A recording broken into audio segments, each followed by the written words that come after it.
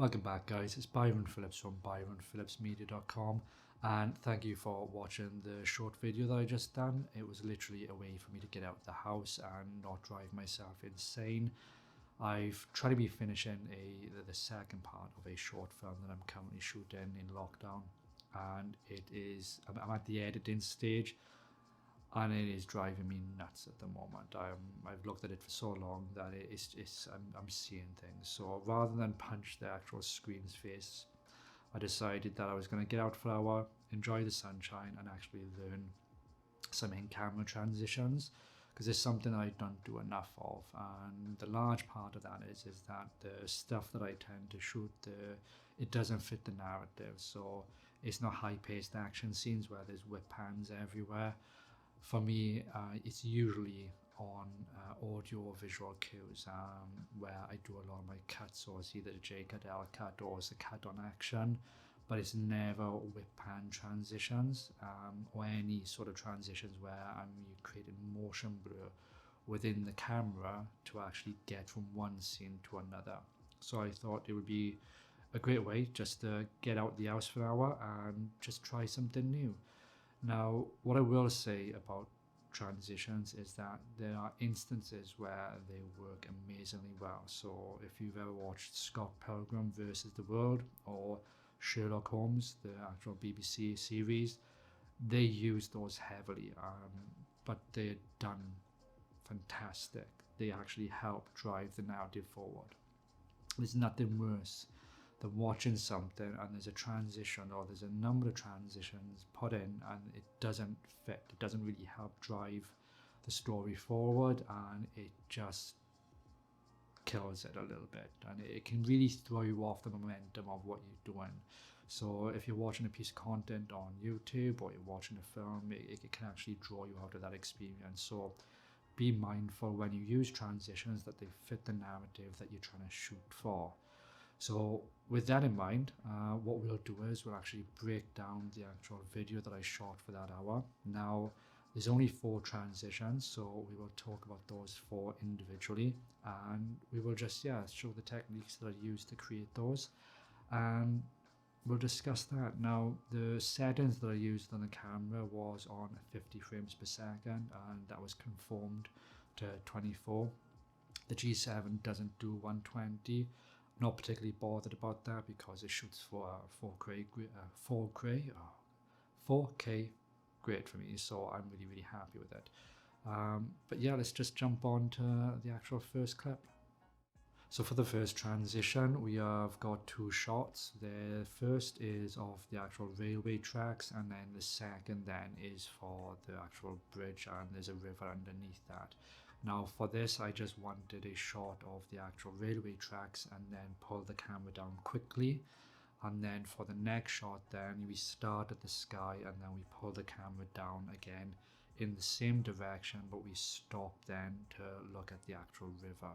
So the way that you would do this with the camera is when we were by the railway tracks, we would hold the camera as we would, and then you would just literally pull it down. That way then that creates enough motion blur on the downward movement. And then on the next shot, what I'd done was the camera was held up like this and then it was pulled down.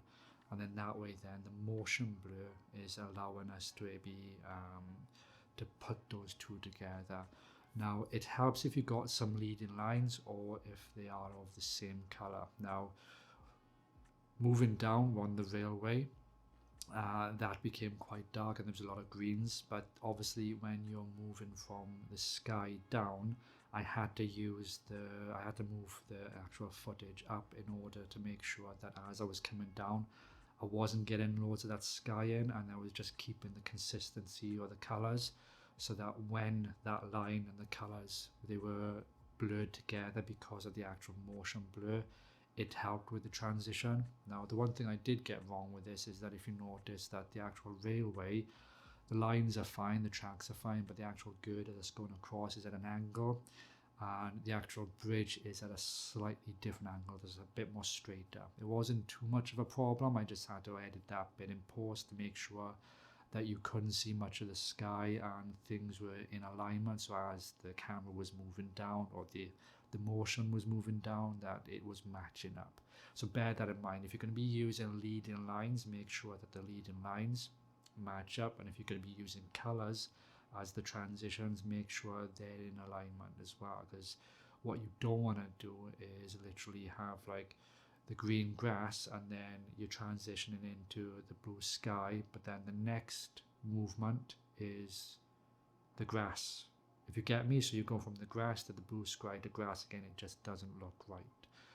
So bear that in mind. So that was the first transition. Now for the second transition, this was pretty much at the riverbed, well, say at the lake, and what I wanted to do was I wanted to focus in on some rocks. So I had to remember what my out transition is from the last one, which was the downward movement. So once we've got that set, I then wanted to do a twist of the camera. So what I'd done was I literally held the camera here, I had it set to a particular focal length, so I had everything framed. So as the camera came down, I think, which way did I rotate it? I can't remember. The way that I'd done this is that I rotated the camera quickly as I was recording, so that created that nice motion blur. The second part then of the transition was I zoomed the camera in to where I wanted, and then I repeated that motion again. Now the difficulty I found with that is that as I was trying to do the motion, was trying to keep that rock in the center frame, and that took a number of shots. So it's important that once you get the first part done and you get the second part, that's the first cut. You zoom in, and then the second cut then is making sure that you get the motion right when you're focused in, so that everything is in the center, so that when they are cut together and you do that focus transition, it looks like it's gone spot on. What you don't want to do is get it and then you're at a different point, or you're down, you're too low, and then you raise the camera up. It won't sell it as well. So you need to be very mindful if you're doing like a twist motion in order to replicate like a zoom in. I didn't want to just do the zoom in, I wanted to actually create some motion with that. Bear that in mind, that you need to make sure that the thing that you're focusing on, or what the user is going to be focusing on, that it's spot on and it's right there. I was a little bit off, but I was happy. Now you're then going to think about your transition going out. So for that one, I used the bridge again, and I just literally swipe the camera up. So after I got that motion right, being zoomed in, it was literally back up like that. So that was the second transition, which was going to go into the third.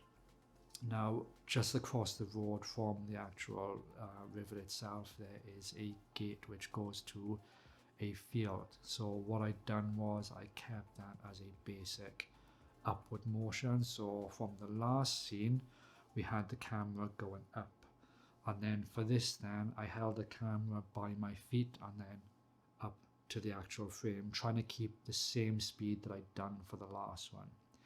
Now for that, obviously you see the field itself and it looks nice. Now what I wanted to do was I thought, ooh, Star Wars, because usually what they tend to do is they tend to raise the camera up towards the sky, and then the camera would come down and you'd be in a different location. So I thought, right, let's do that. So that was a simple thing for me to do, and that was a simple motion. So literally all that was holding the camera down, swiping it up, making sure then that I got a nice bobbing motion, and then after that, then the mistake that I made here was I held it too long. I couldn't cut, because otherwise it would have looked jarring, so I've had to leave that in. So it did look a little bit longer than needed to be, and I didn't want to do any speed ramping on the way up. I wanted it to be nice and smooth, so that's why that bit seems a little longer, because it didn't time it as well as I could have. Because even though it seemed quite quick, when you can form stuff down, you've got to take into account the time delay. So if you're shooting at 120 frames per second, things are going to be slower. So bear those things in mind. If you're going to try to achieve something, you might have to do the motion quicker. So if you're doing 120 frames per second and that's what you're trying to go for, you're going to need to practice that motion, because obviously everything is slowed down 5 times, whereas with the 50 frames per second, it was only slowed down by half, so it wasn't too bad, but it could have been a lot worse. I could have been shooting at 120 and that could have been a little bit ruined. Now, I'd had the intention of moving the camera up, and then we were going to be coming back down then to look at a different location. But as I was walking through the village, there was a clearing in the trees, and I thought to myself, I wonder if I could get the camera zoomed in all the way and then zoom the camera back down so it looks like it's pulling down through the trees, and as I'm pulling down through the trees, look down towards the actual road in which I was standing on. That was bloody hard. That was one because it took a lot of practice and I didn't quite nail it, and the reason for that is there was a lot of cyclists, there was quite a few number of cars, and in order to get that shot I had to stand in the middle of the road, and it was surprisingly difficult trying to focus, get your hand all the way around to get a nice smooth zoom and actually tilt the camera at the same time. The actual shot that I did shoot was that the end shot was that it was meant to come down and look at my feet, but after that point the footage, I just couldn't get it nice and smooth, so I cut that bit out, so that's why it ends on the road. So that's what I'd done. So in order for you to do that, what I had to do was I had to make sure that the camera was zoomed in enough so that you just saw the sky, and then it was a case of trying to smoothly zoom back out so that it looked like it was coming down through the trees, and as I was doing that, then also doing a tilt and then focusing in on the actual road.